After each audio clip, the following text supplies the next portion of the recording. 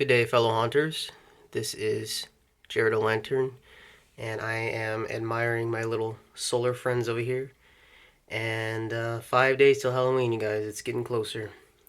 And so I'm just here with another haunt to build video for you. So let's go ahead and take a look at the progress. I'm actually going to be skipping one of the portions of the haunted walkthrough, and that's the doctor's office, only because I had intended on that one to be the last one to be kind of put together, because that will be put together in a room that's much needed up until Halloween. So the other rooms, they pretty much are going to be transformed before that one. So this is basically going to be the asylum walkthrough, and much like the previous room that I had uploaded, I do have the cotton string suspended across the room, and that is in fact where the walls and the sheets will hang to create the walls. And I have 3 walkways here to complete the very brief maze.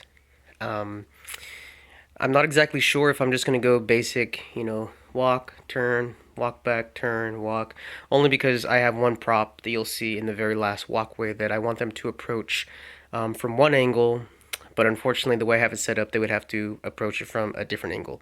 I know that's convoluted, makes no sense, but I'll explain it more when I get there. So basically, the section that I am going to be skipping for now is the doctor's office. The guests are going to be coming out of the doctor's office, and they're going to be walking through here to the asylum.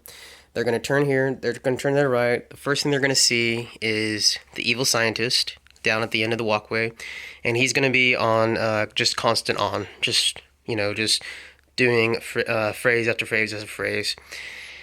And then, so just for a little bit of eye candy before they get their Halloween candy, they are going to be treated to some like little oddities set up on this ledge here. And I think I want to get like a black light paint and put black light on this sheet, or excuse me, yeah, black light paint on the sheet and also black light in the room. And I think I'll just add for a cool effect.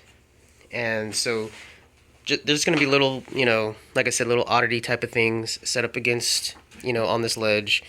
This little container of eyeballs looks pretty cheesy, but I think I'm going to put some red colored water in there to make it look a little more creeped out. Then I have this head in a jar, and this is actually, there's actual water in there, and there's black light responsive tablets. So again, if the black light does come in this room, that'll be active. It'll activate that face. And there's the chattering teeth that I picked up from CVS last year. And I have a few other like little bits and pieces in here.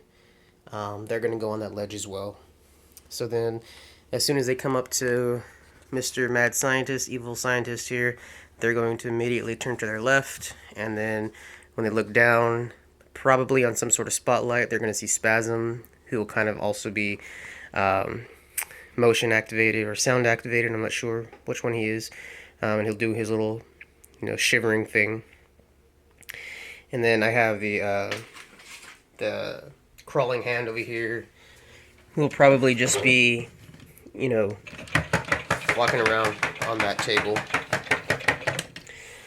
So then, as soon as they see here, and I want to, if I have a person available, I want to put an actor right on behind the mad scientist here to kind of give people a little bit of a jolt. So then they're going to turn around, and then up ahead they're going to see the twitching banshee, and she's going to be going off. I would like to have her on a step pad. So then they're going to walk up to her. Some stuff on the walls that I still have to figure out what I'm going to put up there. And then they're going to turn again to their right, and they're going to set off the wheelchair psycho. I would like to have yet another actor in this corner, kind of manning the wheelchair. Just, with some sort of creeped out dialogue. And then if everything falls into place that I hope it does, it's not necessary, but I would really like to get the possessed wall hanger this year and put her on this wall, because I do have this available space. Not a whole lot of floor space in this section of the haunted house, so if I can get some more wall props, that would be really awesome. Now this is the part that I was wanting them to enter through a different angle. So technically this is where they would exit to go out to the haunted pumpkin patch. But the problem there is when they turn around, you know, it's kind of like a wasted space because it is a long, you know, hallway, not hallway, but a long walking space where they would come up upon mean old Gramps up there, who's going to be on motion sensor. So I'm trying to get it so that they can walk towards him and then have to once again walk over here. The only problem is it's a very narrow space. And let me see if I can get the light there. It's a very narrow space. I would basically have to see where this wire is here. I would basically have to cut this in half and put another hallway. It's just not going to work. It's way too cramped in here. So I'm trying to figure a way to do that. That's going to be my biggest obstacle with this room.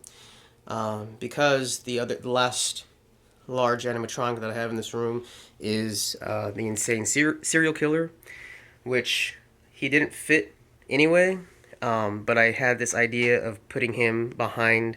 This is a glass door, so I thought about putting him behind here so it looks like he is behind like a glass cage, and you know his audio it's loud enough so that you know you could still hear him.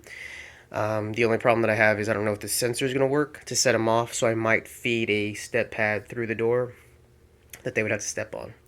So that's my biggest problem, is just I want them to get as close to mean old Gramps as possible to set him off, and then to kind of walk past insane serial killer so that he's on their right hand side, so they can be up close and personal to see it, and then be scared to go outside. Because right now I have it so that the guests are coming up to him like this, and then they immediately just exit, and I don't want that.